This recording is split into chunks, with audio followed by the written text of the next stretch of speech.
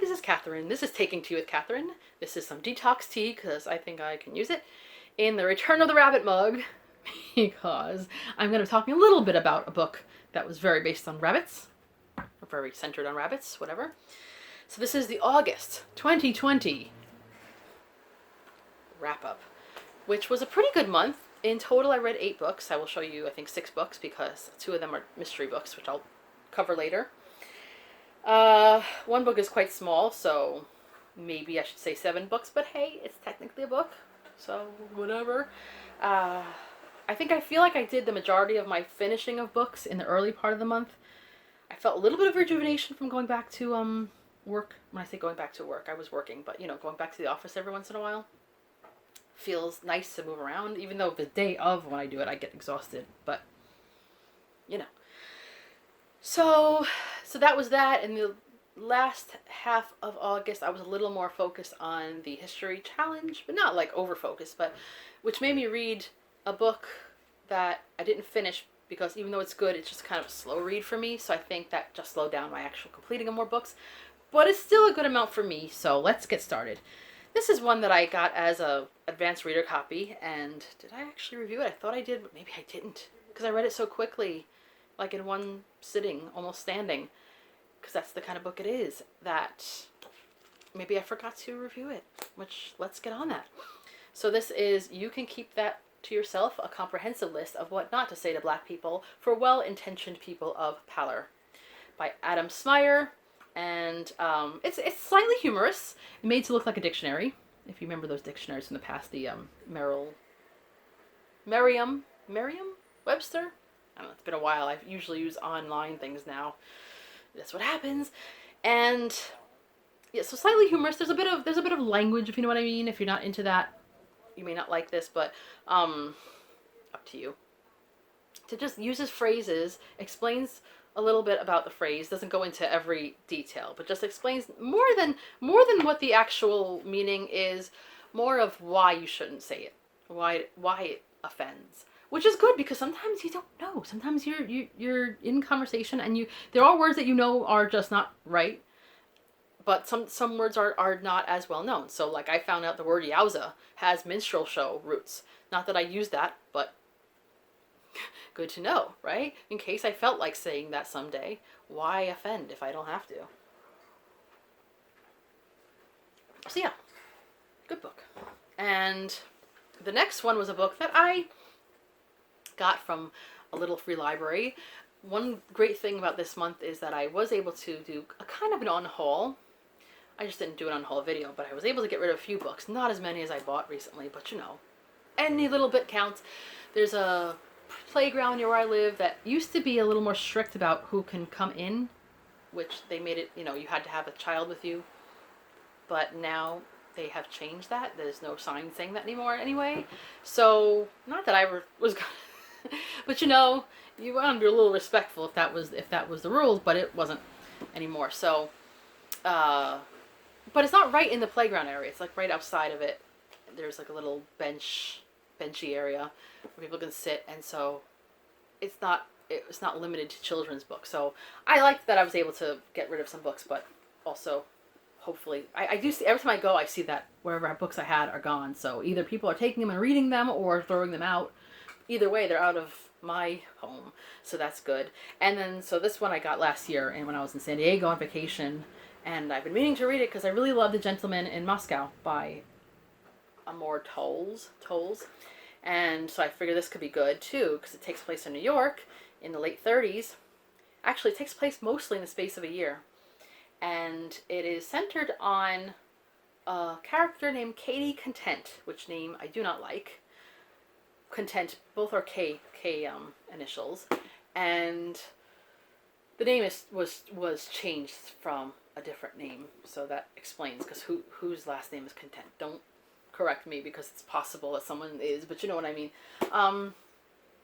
And it's a little bit Gatsby-ish in its way, a little bit of an upward social climbing situation that Katie does. She and a friend on New Year's Eve meet a man who is rather well off, and through him they get all kinds of new social contacts and connections, but also go through stuff. So it's just mostly about Katie's adventures and in New York. And some of it was, I mean, the story itself was like a quick, when I say page turner, not like an adventure, but like it was an easy to keep going read, and smooth, you know what I mean? But although the people in my book club didn't seem to think so, but that's another story for another time. But I liked it just because of the atmospheric descriptions of New York and the shops and restaurants and places in New York that right now aren't easily available very much. And the New York that was, but that also was kind of similar to recently, but I don't know what's going on with New York right now. Like I said, I go into the city a little more, and I did pass by Times Square, and it wasn't exactly tumbleweeds, but it was closer to a ghost town than it ever has been. So it's bizarre. But, so it's kind of nice to go back to a time, even though it was right before World War II, which wasn't the best time in life for a lot of people, but just a different time, but to kind of relive some of the more nice bits of New York and the familiar parts that I know about. So if you like reading about New York, do read about this. And she falls into a crowd that is rather well off. She falls into them a little bit too easily, in my opinion, because she's not of their class, and she just somehow was able to do this. I don't know. I guess it's kind of a success story, but I the only thing I didn't like about the story, really, which is why I gave it 4 stars on Goodreads, but I would really get it closer to 3.5 in parts, because of the over-reliance on coincidence, I think. I know coincidence happens, but like it's the space of a year that these events happen. You cannot constantly be running into people that much. Some of it you find out later was what's the word? Sorry, I had to remember. Contrived. You know what I mean? Some people did actually contrive meetings and stuff like that. But often, because she has a couple of different jobs, Katie, in this book. She has a couple of different jobs that she does in the book, and often it takes her to different places sometimes, and also her commute. So it's just kind of weird, because I feel like she keeps running into people that moves the story forward in a way that is a little unrealistic. I know that New York, big city as it is, can sometimes somehow seem small, because you can run into people. I make a commentary sometimes, but there are 2 people who are basically celebrities who I have not met, but ran into twice in my life. One time in a place where they were kind of expected to be, where they were known to be often, and the other time just randomly on a street or in Central Park, and I wasn't looking for them at all, and it was probably within at least the space of a few years. So it does happen, and yeah, I run into people I know when I go out sometimes, but not to the extent that this happens. I mean, it's just like she spends time in one area, so you expect maybe she'll run into people more there, but then she'll go all the way out somewhere else, and then she'll run into people randomly. And that kind of just annoyed me. I don't know. Otherwise, I do like this book. So if you can get past that, then this is a fun book to read.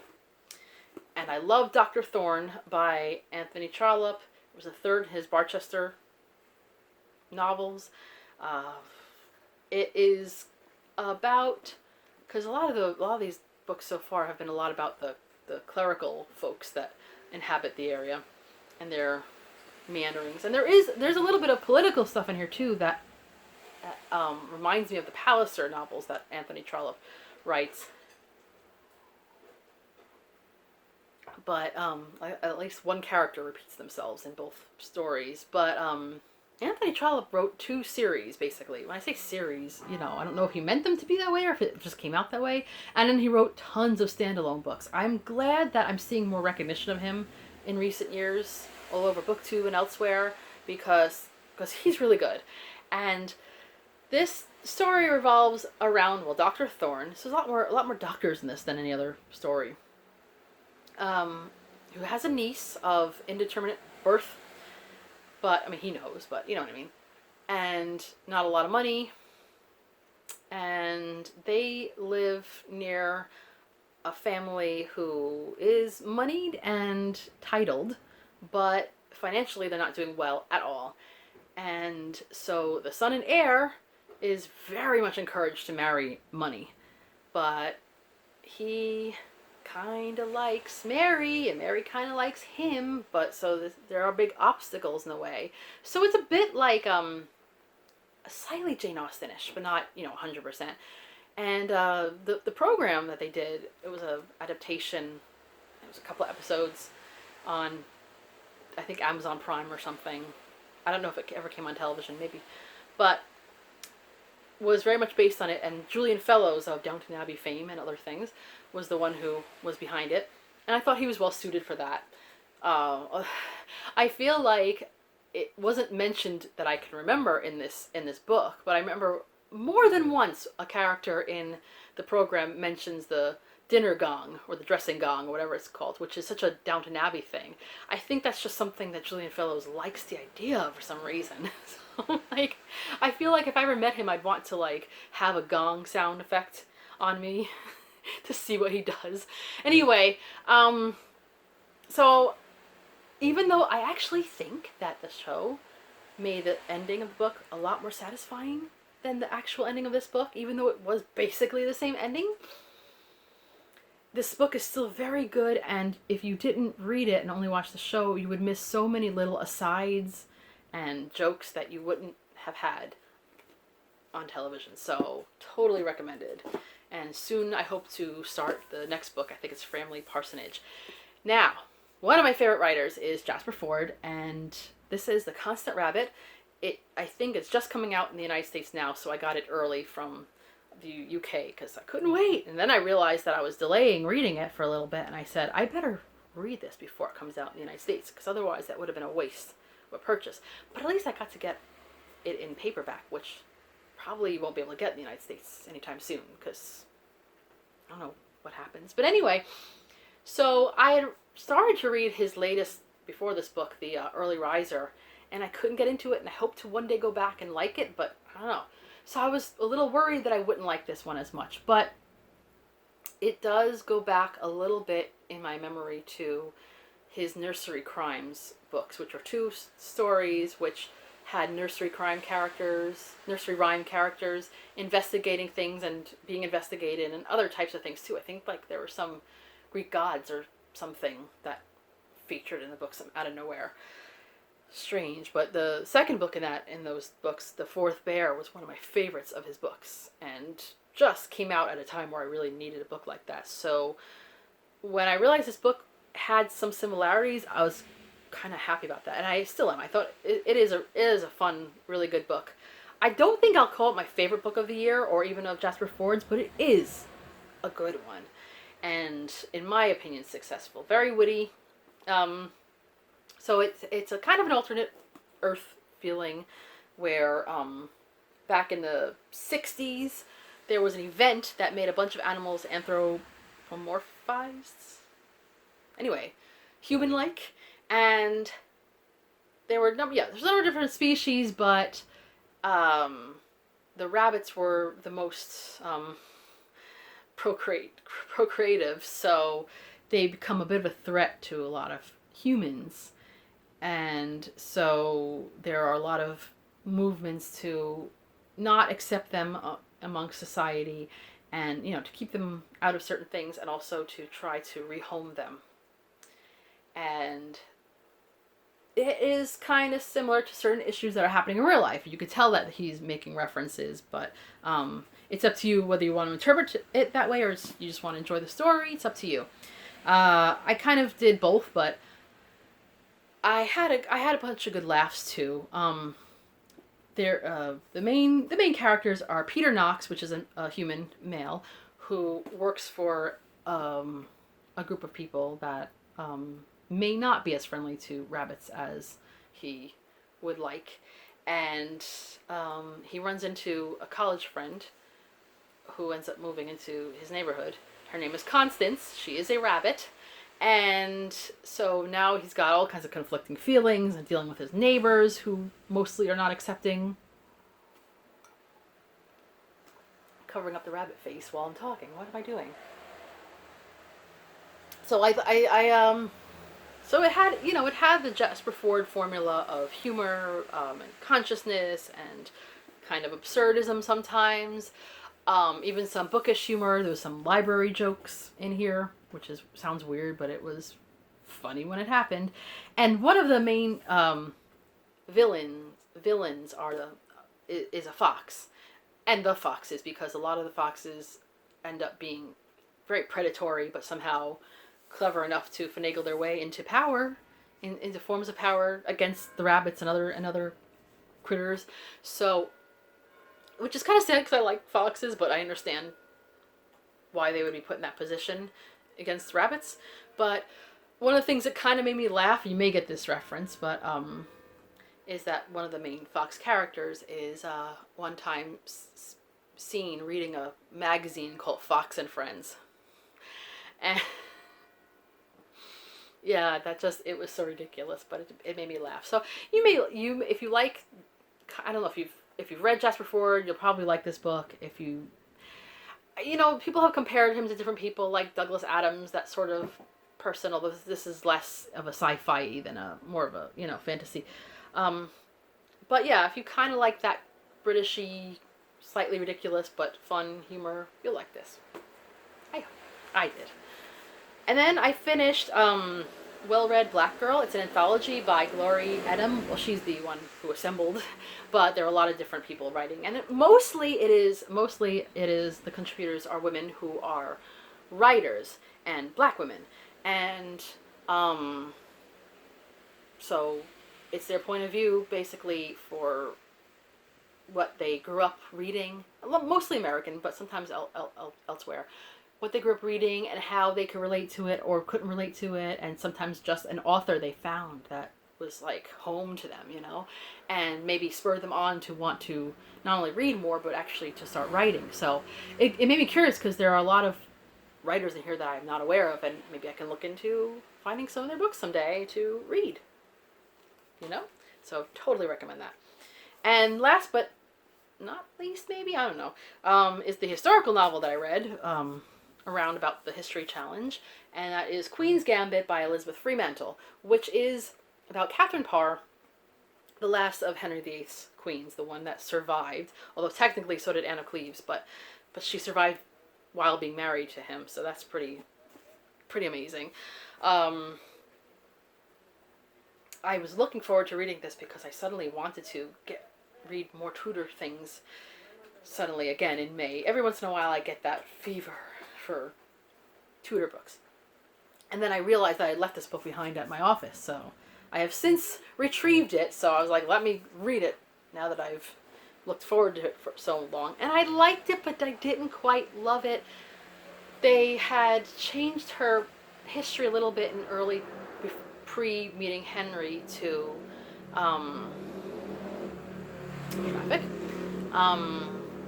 to certain things that happened, certain bad things that happened, and this horribly nefarious character that they would refer to every once in a while, whose name is Murgatroyd, which I couldn't find dangerous because it just sounded like a cartoon character. So it was a little weird. It was from Catherine Parr's point of view, and then sometimes it was from her maid's point of view, which kind of broke it up a little bit, made, a little bit of upstairs, downstairs kind of point of view, which is good. It's good to have that. Some things were quite unlikely. Other things were good. I don't know. I did like it, but I don't know if I would 100% recommend it just because of certain stretches of the imagination, certain acceptances of things that I just don't think she would have accepted because, modern sensibilities. I could be wrong. And certain things that she did that she feels guilty about that I just can't imagine Catherine Parr having actually done. But then you never know because she was one of the first queens ever to publish a book. And it was something about Lamentations of a Sinner. So you never know. She may have had some kind of guilt in her life. But it was one of the things that it did portray pretty well was the danger of being in Henry VIII's court.